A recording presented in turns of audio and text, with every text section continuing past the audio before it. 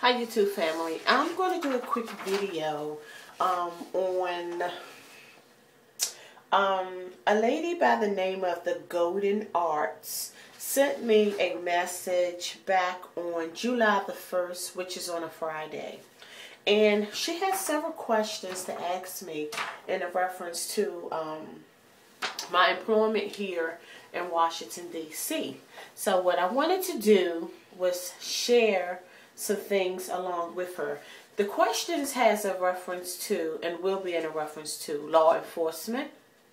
As you know, I am a special police officer here in Washington, D.C., as well as a home health care / case manager for the nursing companies here in the local metropolitan area in Washington, D.C. So she had some questions that she wanted to ask me, and yes, I'm moving, but I kept skimming through my YouTube page and I saved her questionnaire, and I want to get back to her. I don't want to have her waiting because it's going to take me like 3 weeks to officially move into my new home, and give or take another month for me to get that together. Okay, let's get to the questions. Okay, the first questions is experience as a black woman in the law enforcement office.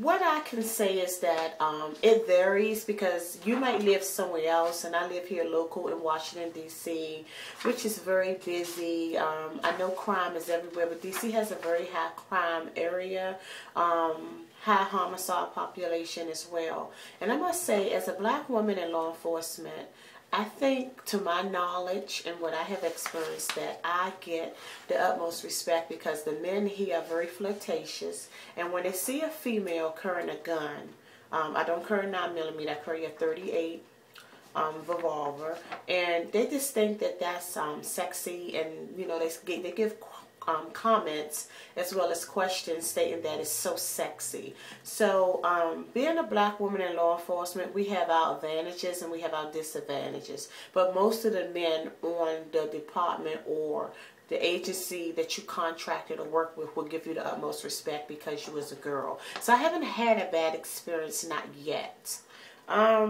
Tips and or things to look for when looking for a job. Make sure, if you making $22 plus an hour. They have here in D.C. Jobs starting at 17 something an hour, which I cannot take because that's a little bit below my salary. I'm a homeowner, own 2 cars, and I like nice things, so I can't take the $17 an hour job. But if it fit, go for it. I mean, we're in a job shortage and there's a whole lot of things that's going on with money, but if I have to take $17 an hour, I will. Okay, how to juggle having more than one position. Unfortunately, I'm working 3, sister. Miss Golden Arts, I'm working 3. I am 41. Don't look 41 at all. I don't have on no makeup at all. Just a little bit of lip gloss. I'm 41 with 2 daughters, 24 and 22. Stepson that's 18. And I must say, juggling, I don't call it juggling. I call it surviving, sister. One thing I can say about me is that I'm a go-getter.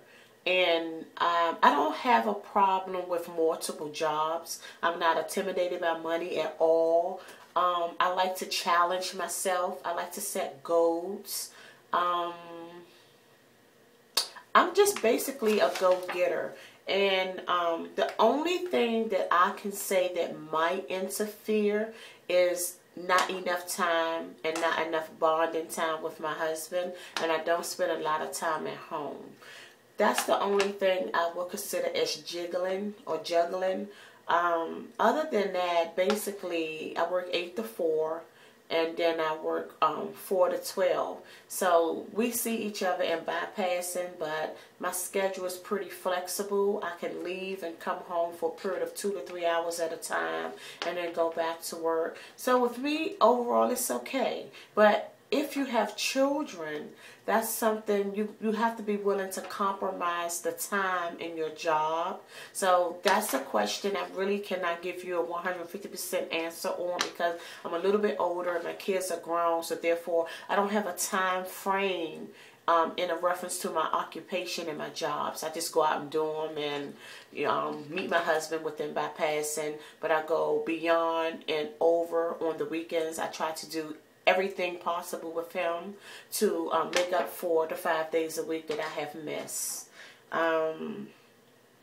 How do you balance work, several jobs, and family? Well, with me, if I'm at work and my husband missed me, he will come up to my job and bring me lunch. He'll sit with me for a couple of hours, or I'll take a break. Or, like I said with the last question, that I'm pretty flexible, where so I can come home and go back to work with no problems. So pretty much it's balancing out pretty good for me. But like I said, if you have children, you have to weigh your options, because toddlers and little kids require so much attention and so much love and affection from their mom. So basically what I would suggest to you, if you have younger children, try to work the graveyard shift so you can be there in the morning and see them off to school, and be there in the evening to receive them from school, and put a little bit of time in there to fix dinner for them. Try to do the graveyard shift. That's what I would recommend if I had young kids. And so far, that was all of your questions. I hope that I answered them, and I tried to answer them to the best of my ability. Like I said, you didn't leave me much to go on. You didn't say whether you had young toddlers at home, whether you was married, whether you was single. You didn't really state whether you're working 2 and 3 jobs like myself. I'm working a total of 3. So I really didn't have too much to go on, Miss Golden Arts. So if you want to send me another vid, you can. But I hope that my questions to you, Miss Golden Art, was very helpful in pursuing your career. One thing I want to say, you go out there and get it. I mean, the job is what you make of it. I mean, if you have a male partner on your shift, it's going to be smooth sailing. Even if you have a female partner, it will be smooth sailing. Girl, I don't mean to say this on camera. You got to take turns going to sleep. You got to watch her back. She got to watch your back. You got to do what you got to do to make it work, to bring home the bread, honey. So, I mean, use your head wisely. Choose your job wisely. Make sure you take in consideration the amount per hour that you will be making. Like I said, if you try to aim for 22 plus or more an hour. But do what you have to do for you and your children. If you have kids, be successful. Strive for the top, and never let nothing get in your way. Try to be the best of whatever you choose to be. I mean, like, I'm into home health care, and I'm a SPO. Ain't no use to fronting. A SPO.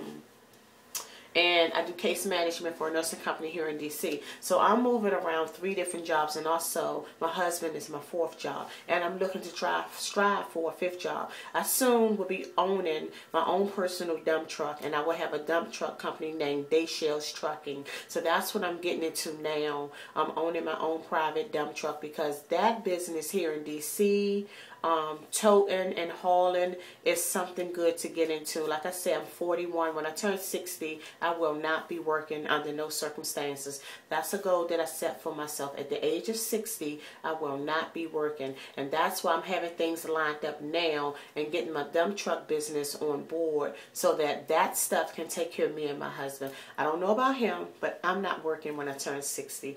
I hope that my video was helpful to you, Miss Golden Arts. And if there's any questions or comments, please leave them. And I'm so sorry that I did this vid for you kind of late, because like I said, you sent this on the 1st, and here it is the 13th. So I do apologize highly. But I hope everything was helpful to you. And like I said, strive for the best, sweetie. Just strive for the top. Don't let nothing get in your way. And continue to be successful and beautiful as you are. Bye-bye, sweetie.